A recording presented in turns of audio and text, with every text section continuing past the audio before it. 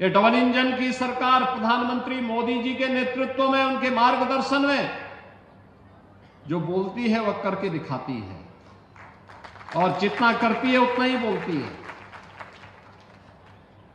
हम लोगों ने कहा था ना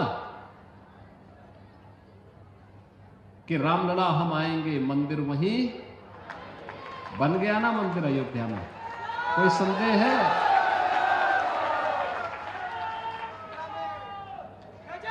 कोई संदेह है?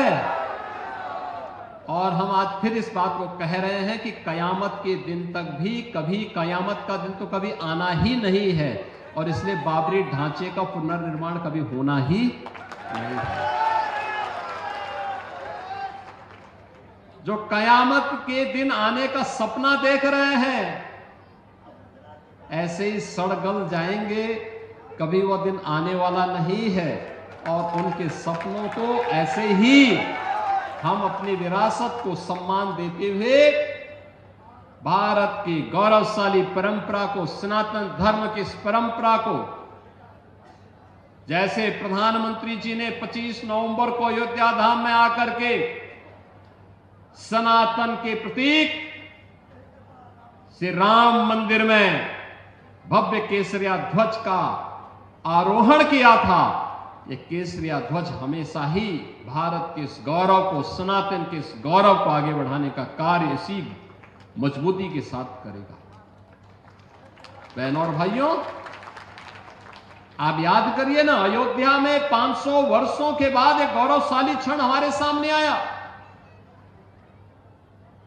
इन 500 वर्षों में अनेक राजा महाराजा आए, अनेक सरकारें आई होंगी। 1947 में भारत आजाद हुआ,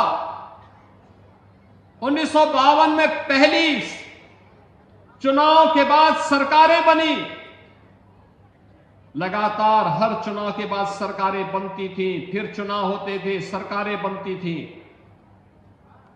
अयोध्या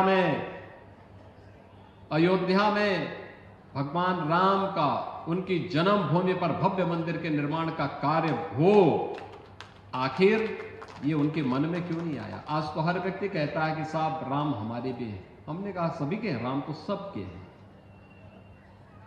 भेद इसमें है ही नहीं। लेकिन कुछ लोग हैं जो अवसरवादी रवैया अपना करके जब संकट आता है तब राम याद आते हैं, और बाकी राम को विस्मृत कर देते हैं, राम को भूल जाते हैं। इसलिए भगवान राम भी अब उनको भूल चुके हैं। अब उनकी नैया कभी पार नहीं होनी है।